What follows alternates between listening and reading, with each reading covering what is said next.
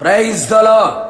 పాపుల రక్షకుడైన యేసుక్రీస్తు ప్రభుల వారి గొప్ప నామమున మీ అందరికీ రక్షణ, స్వస్థత, సమాధానం, ఆశీర్వాదం, పరలోకం కలుగునుగాక. ఈ దినపు యేసయ్య జీవపు మాట లూకాసు వర్తమానం 3వ అధ్యాయం 6వ వాక్యభాగం. సకల శరీరులు దేవుని రక్షణ చూతురు.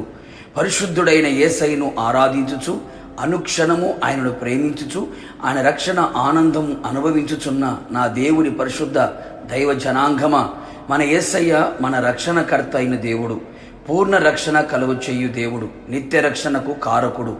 ఆయనే మన రక్షణ ఆధారమై ఉన్నాడు.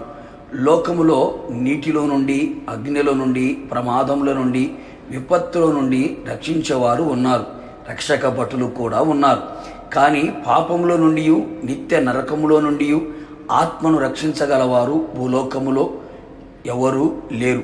దేవతలు, దేవుళ్ళు, మహానుభావులు అనబడిన వారు కూడా రక్షించజాలరు.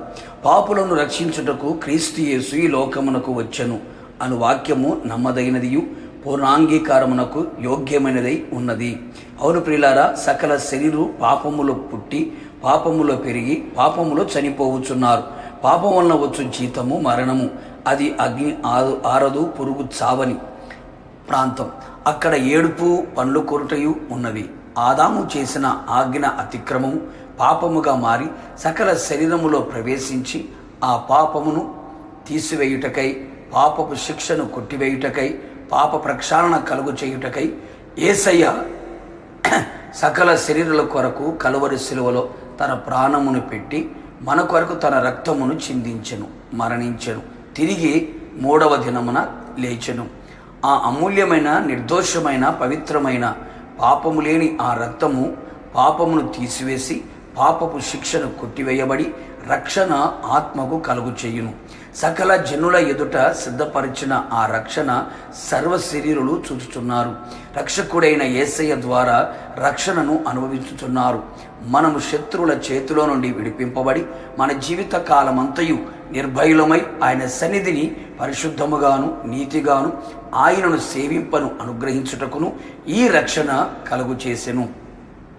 యేసు ప్రభువని నోటితో ఒప్పుకొని దేవుడు మృతులలో నుండి ఆయన లేపనని నీ హృదయమందు విశ్వసించిన ఎడల నీవు రక్షింపబడదు. రక్షణ కలుగునట్లు నోటితో ఒప్పుకొనుము. యేసయ్య యొద్దనే రక్షణ దొరుకును. కావున దేవుని ప్రియులారా, సరి అయిన రక్షణ మారు మనసు లేక ఉన్నావా?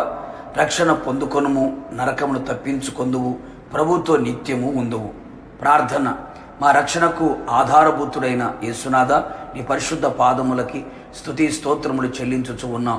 మరొక్కసారి మీ జీవపు మాట చేత మమ్మల్ని దర్శించినందుకే మీకు స్తోత్రములు. అవును ప్రభువా, సకల శరీరులు మీరు కలుగు చేసే రక్షణ చూచున్నట్లుగా మీరు కార్యాలు చేయండి. మీరు మా కొరకు కలవరి శిలువలో రక్తాన్ని చిందించి ప్రాణం పెట్టి 3వ దినమున తిరిగి లేచి ఉన్నారు ప్రభువా, మీకు స్తోత్రాలు.